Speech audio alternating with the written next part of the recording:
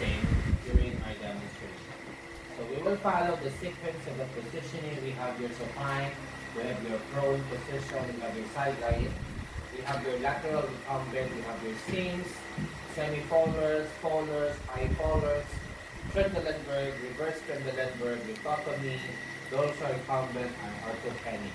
So it's also in your module, you just need to take note and make some um, notes in your module, okay, or whatever, because the pictures is also there. It's good thing that I will be seeing you on how to do it physically.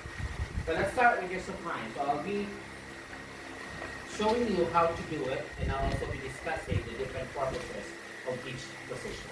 Okay?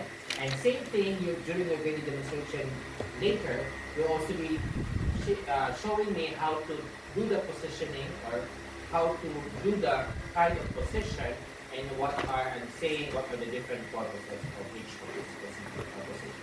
First one, supine and prone. The first is supine. So the patient, your patient, will be or is lying on their back, flat on bed, lying on his back. Okay, that's supine. The back is lying on the bed. Okay, and basically, if this is the supine position, mostly procedures are conducted specifically for abdominal examination, abdominal surgery, physical exams, okay? Or just think of any of the procedures that you can use this supine position, okay? But in general, it's more about abdominal examination. Okay? And also some procedures like MRI, CT scans, so involving the examination, the orthospine, so like, okay, so you can use this position. That's supine. The other way around is your prone. So if the supine is lying on his back, then the prone is lying on his stomach or belly. Okay? So that's how you are working. One, the head is facing on the side. Okay? It's on the other side. Sorry. Okay? So this is your prone position lying on his stomach. Clear? Okay. So in this position, okay, it is being used for spine examination, back examination. You get it? Spinal, the spinal cord, okay, examination, surgery, neck examination. Okay, so think of whatever procedures that you can use, okay, on this type of procedure. Okay, but mainly this is for spine and back surgery and examinations. That's your supine and prone position.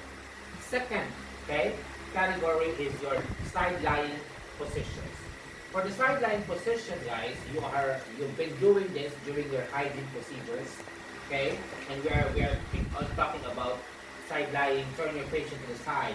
So the first type of side lying is the classic or the typical side lying, where you just need to ask your patient or you can turn your patient to the side. Okay? So in this manner, there's one pillow that is being assigned to support the head of the patient. Okay? Wherein the one leg is being flexed and the other one is straight. Okay? And this side lying position, the classic side lying, is used to prevent bed sore. Okay? Usually, or basically, doctor is scheduling or assigning an order to the nurse or the nurse assistant to turn your patient every 2 hours because you are trying to prevent bed sore or decubitus ulcer. Okay? So that's your classic side lying. The second type of side lying is your lateral recumbent. Same position, the patient is on side lying position, wherein you can just ask or grab another pillow to support the legs. Okay? You just need to put the pillow in between the two legs. Okay, so lateral recumbent, there are two pillows that are supporting the head and the legs.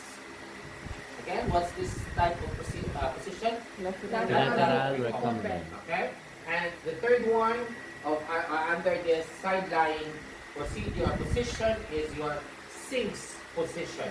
For the Sims position, the same thing. It's a side lying, a family of side lying position wherein another pillow is being used to support the arms or the hands of your patient. And you have, and it shows like this. Okay? Since 1, 2, 3 pillows are being used to support the head, the legs, and the arms.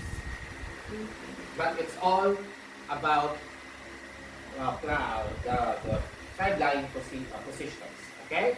So more or less, these Sims and lateral recumbent positions are used for some rectal exams and back examinations. Rectal, as in anus, the anal exam. Okay? So because your patient, you just turn your patient to the side, so you can do your examination involving the rectum and the anus. Clear? We're good? Side lying, 1 pillow. Lateral recumbent, 2 pillows. Sims position, 3 pillows. But all are side lying positions. Next, we have semi-folders, folders, and high folders. The folders family. Okay, they're all folders position in one family. Thank you. Let's remove this pillow. Okay. So you go back to your patient at spine position. You just need to adjust in this folders position. You just need to adjust the head part of the bed. Okay. So in adjusting, there will be. Okay. Let's start with knowing the. Let's start knowing the semi-folders. Okay, the semi-folders, you just need to adjust the head of the bed, okay, the head part of the bed from 15 to 30 degrees angle. It's the same. You need to adjust the head of the bed, head part of the bed from 15 to 30 degrees angle. What is this? Semi-folders position.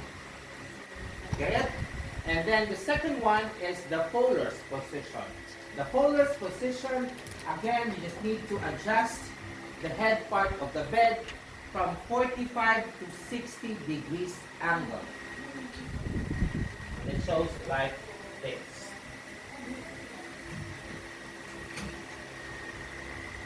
Okay? Again, what is this? Folders position. From 45 to 60 degrees angle head part elevation. Okay? Get it?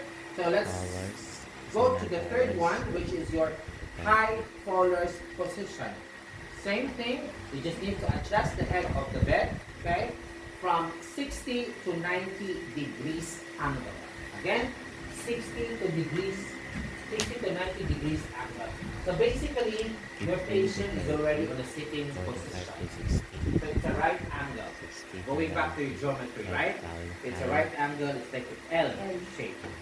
Okay? So this is your semi-folders position. High folders. Semi-folders position is 15 to 30. How about the folders? How many angles? 45 to 60. And how about your high folders? 60 to 90 degrees angle. So in general, folders family position, or all folders, they are being used for mainly for feeding, right? Nutrition. Okay? And also, some patients have difficulty in breathing. So you just need to also go to use this position in order to facilitate breathing. Okay? The inhalation and exhalation. But mainly this is used for. And you can also think of another procedure like your hygiene procedure. You can also use this position. Okay? So this is your folders family position. Semi-folders, folders, and high folders. Let's proceed to your next family of position. We have your Trendelenburg and reverse Trendelenburg. Let's put back you guys. Fine.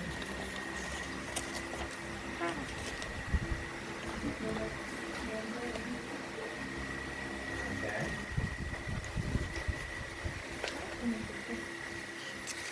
Okay. So your Trendelenburg and reverse Trendelenburg. So in your module, you can see that in Trendelenburg, you are putting the legs, the leg part or the feet part, which is higher than the head part.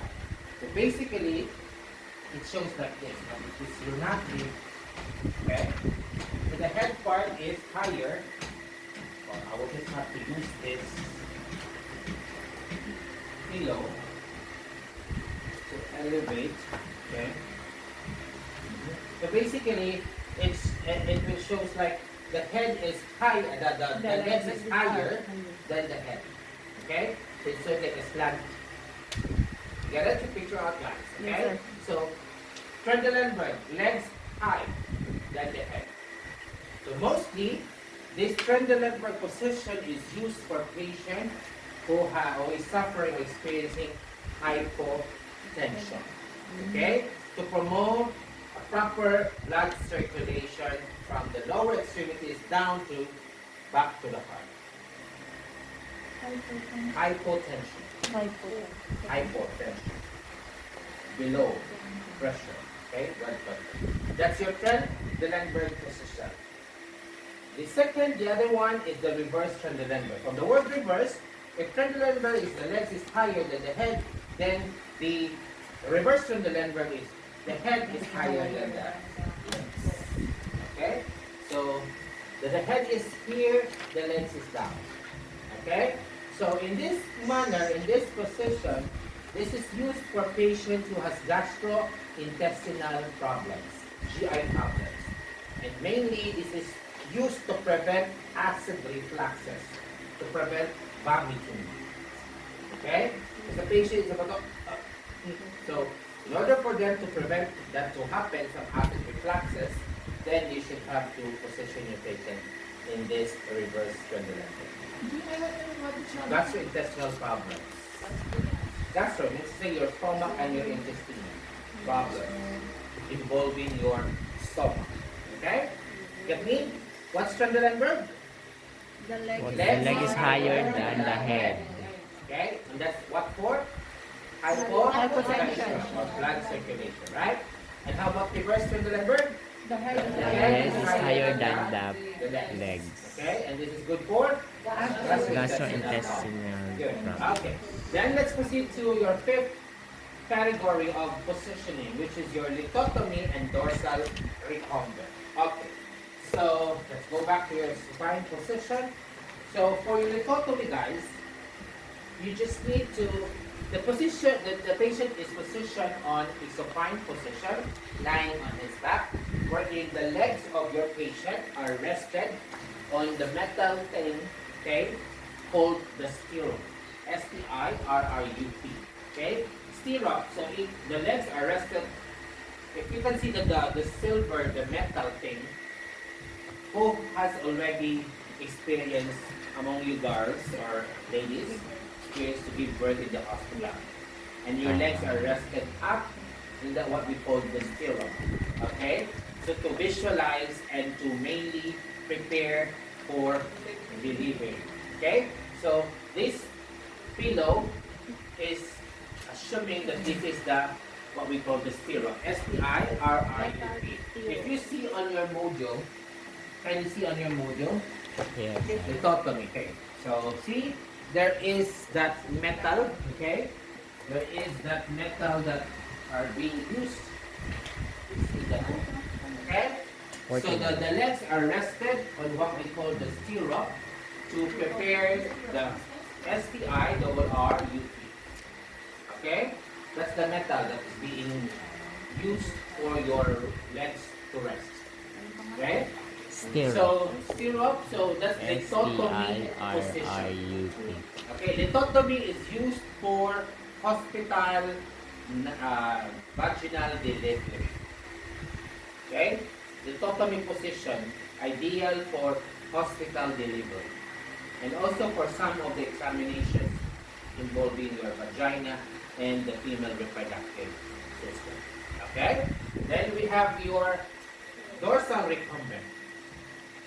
For dorsal recumbent, you just need to put your patient in supine position wherein the legs of your patient are flexed and widely apart.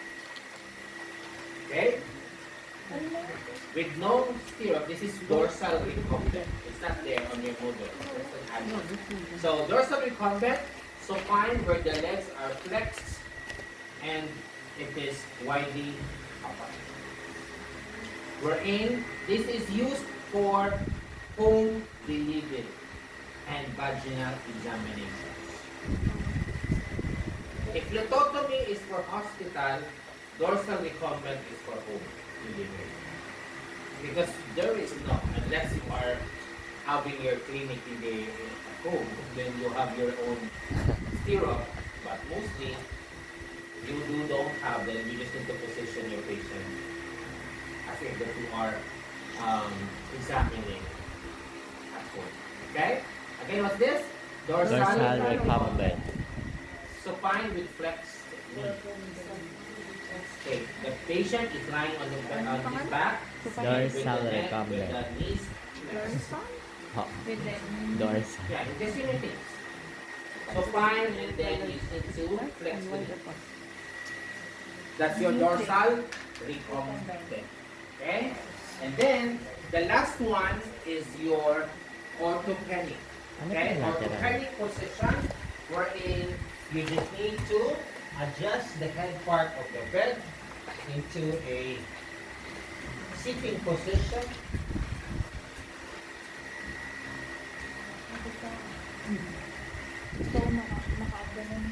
Okay? The sitting position, and then you just need to grab the side table and put it across the patient's bed. Okay, let's assume that this is the side table, and then on top of the side table, you just need to put a pillow. Okay? A pillow on top of the side table. Okay, assume that there is a side table that I place it across the patient's bed. On top of the side table is two pillows. Okay, maximum 2 pillows. And then you just need to position your patient. Let the arms of the patient rest on the pillow. And then you just need to assist your patient to lean forward on the pillow. Okay?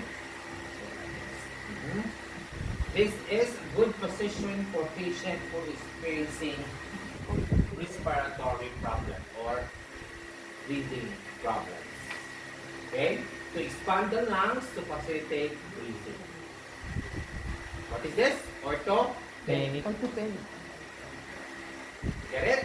So this is your orthopenic position, and we're done with that position. Thank you, Julian. Let's try to have a review.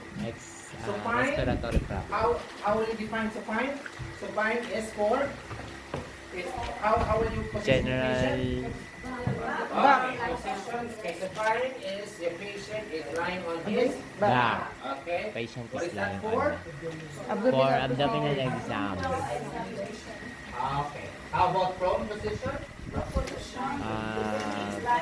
The day is lying in the bed. For spine, for back exams, right? And that's Spine, your prone position. back. How about for your side lying?